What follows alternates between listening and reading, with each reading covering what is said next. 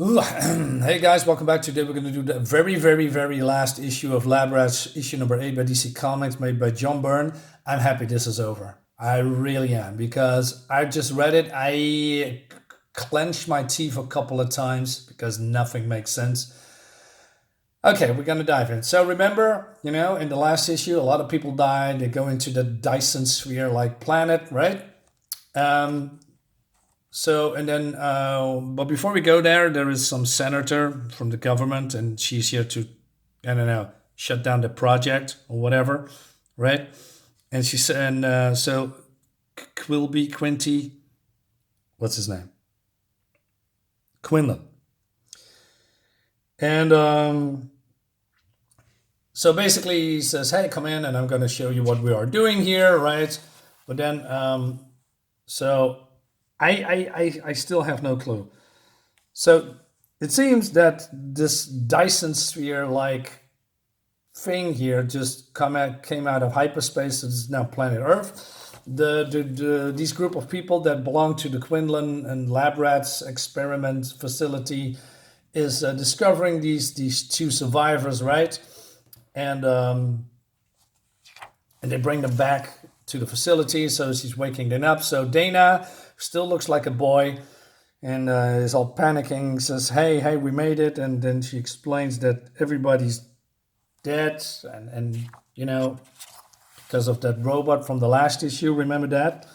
But it seems that, I don't know, she's still, so we're switching from place to place, but it's I believe some kind of a hologram. So she thinks she's still in destroyed Manhattan, or Metropolis, I mean. So she tries to find her way back to the ship because everybody's dead or something. So somehow she did, and she found Trilby or something, that's her name. And she's just lying there comatose. And that was because she touched something in that room from the last issue. Subscribe to my channel and all that jazz. So she says, I got her aboard into the medpod, and then it was just a case of firing up the launch sequences like I've been trained. Well, that fits what we knew, except for the hallucination part anyway. You knew where we're going to encounter out there? Not all of it.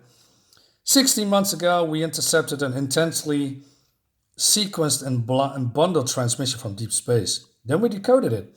It turned out to be the plans for that spaceship. Wait, what? A technological leap of several hundred years beyond anything we have today. So you've built it? That's why the technology of the planet looks so much like the technology on the ship. Okay, okay, wait a minute. Just give me a second, guys.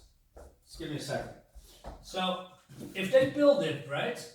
So I'm going back to this issue. So if they build it, I have to open it because if they build it, then why was it stationed in another part of the universe? So this is not Earth. This is in, I don't know, another star system. So how? If you are building it here in this orbit and planet Earth, did you send it to the other system? And is the other system then the home world of those creatures? Why did you send it there, and why was nobody on board? Right? Because, oh yeah, creatures, I mean, other people. Yeah. Okay, let's move on. The plans were part of a distress call. Whoever the aliens were, they're calling for help. She says, no, it was a trap. It was a trap all along. Okay, so I think, okay, interesting, right? So, and then Quimbley talk about, that he also was part of the Lab Rats. Nothing's get explained further, by the way. So this whole sequence is totally nonsense. He was Lab Rat when he was young. I don't know, man. It's just completely nonsense. So she says that the aliens were very brilliant, and they built a civilization. And they also cruel people. They also spread out into the stars around their own. They went not as explorers, but as conquerors. But it seems that, just like warfare, worlds filling worlds can be expensive, and one day they have decided to become too expensive. They cannibalize the whole system, turn their home world into a giant beacon. That beacon used to be a sender distress call. Oh, wait a minute, now I get it. So that means that this Dyson sphere thing was once their home planet? Wait, that couldn't be right, because they have built that thing. So this thing is something else. This is not a planet, but a transport device? I don't know. Nothing is getting explained. Is it that the case that humans will jump on this thing, transport back to the home planet? They jump on these humans, kill the humans, get into this thingy here because that's why these humans build it. Go back to this new star system so that they can cannibalize it all again and conquer worlds. Is that how it works? I don't know. I don't know. Nothing's getting explained. But more ads. So she says, they sent out a beam that contained all the knowledge to build a starship, but one brought home a plague, wiped up the whole population. So then they say, hey, how do you know all that stuff? Except, so she says, I didn't hack into the system. The system hacked in me, so she's been infected. So the alarm goes off. And oh, by the way, Dana is now, Trilby, the blonde girl, is now a robot. And they are just running away. But then she's being hallucinating again because she is now in the destroyed metropolis. And then, oh no, these guys are alive, but not really. Not really, right? So they talk some gibberish. And he says, it isn't what it seems, right? And she says, hey, better start making sense. Yeah, making sense comic, because I have no clue what's going on. And okay. Lots of ads, by the way, and a mini comic or whatever. So skipping a lot. So, and there is also another Dana. Not another you, Dana. You're the same as you always been, like us. Only somehow we sort of folded ourselves. What do you mean with that? Like I said, it's just that they have no clue how to tell a story anymore. They just make stuff up to get the story along, right? Anyway, so Quentin says there was an estimated chance of 30% this distress call was some kind of a hoax. And then he thinks about a contingency plan if that's going to be pulled off, right? So this woman tells the senator about this whole thing, right? So said, hey, you just can't keep me here. And she just basically threatened her, said, hey, if we wanted to, with one phone call, you will be disappearing, right? And she says, you're pretty free with easy with the threats around here, Missy. What makes you think we can get away with it? The fact that it's always have to, the fact that, wait a minute, how do that? The fact that we always have, the fact that we always have to. The fact that there are more bad things going on as well than you even can imagine, Senator. And if the campus had been on the job for more than half a century, this whole planet might not even be there. Okay, that's interesting. Like some kind of a contingency plan to other threats, you know. But then we go to Dana, still looks like a boy.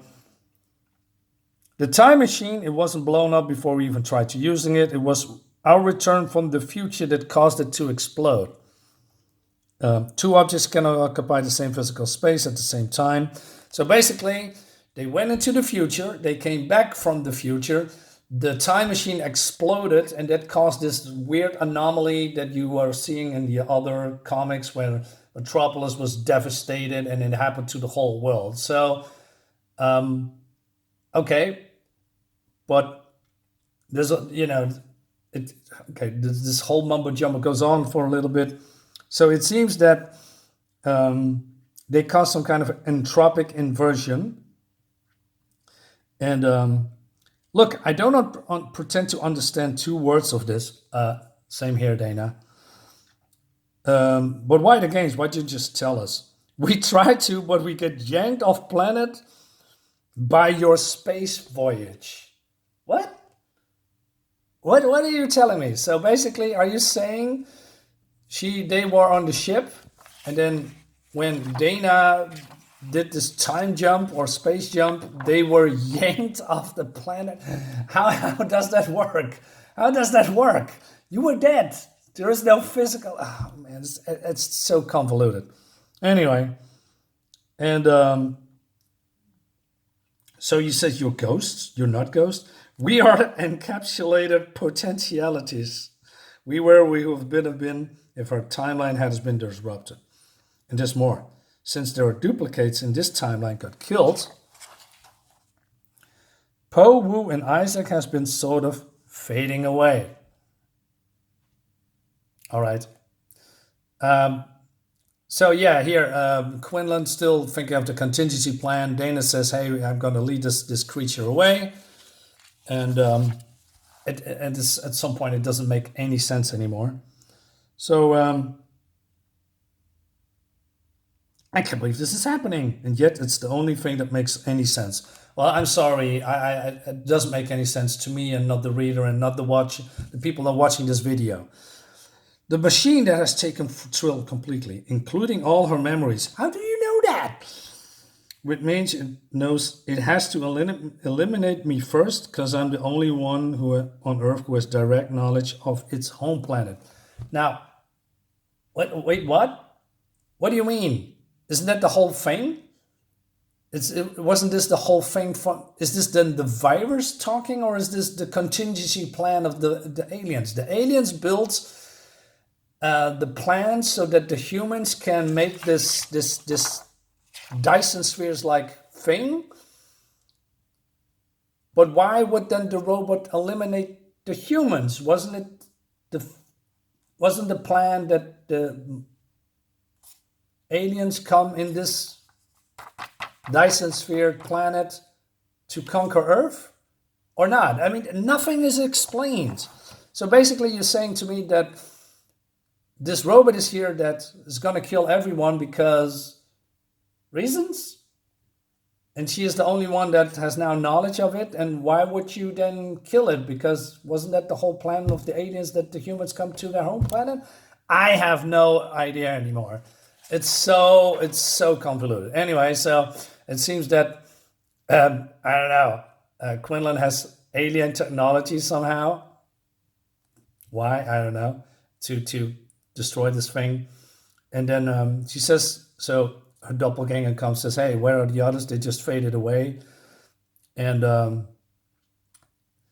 what? Trilby too? But you said the guy started to fade away after they died in his timeline. Which means Trilby, the blonde girl that's turned into a robot, is now dead too. But Dana, I'm fading too. So it means she's dying. And all right, how? Don't know yet.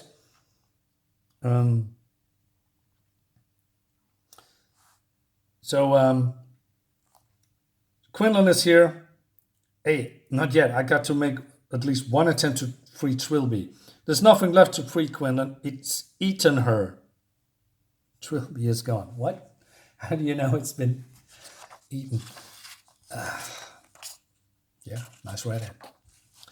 It's like I said, nothing makes sense. So said, how could you possibly know that? If we're still alive, when this is all over, I'll tell you all about it. Yeah, that's probably not going to happen. So then we go back to the senator, and she says, the campus has been the last line of defense for this planet for half a century. I like that. I like that. That's stuff like this is here. All these years, this place has been using children. And who better than kids, teenagers? Who else is so brave and so foolish and so sure of their own immortality? Well, that's some kind of true.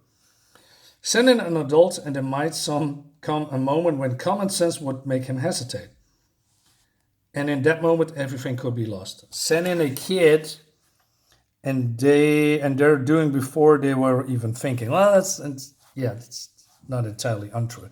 So Dana, doing the sacrifice thing, she says, "Hey, I'm gonna use it," and because Quinlan is not fit for doing field job, and she's doing this.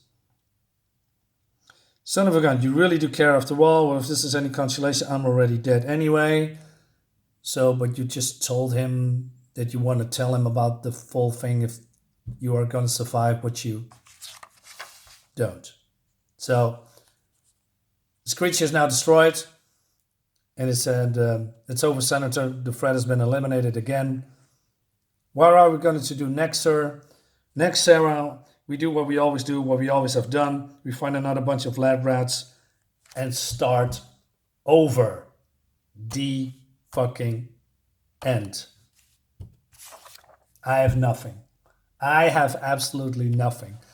This whole comic, this whole series doesn't make any sense. It's so convoluted. It's so... I have told you many times how I think about it. I mean, it was fun in the beginning, right? And and John Byrne's art is always good, but this doesn't make any sense at all. I have no clue what's going on, and I'm glad it's over. So this video stops now. Thank you so much for watching, guys. Leave a comment.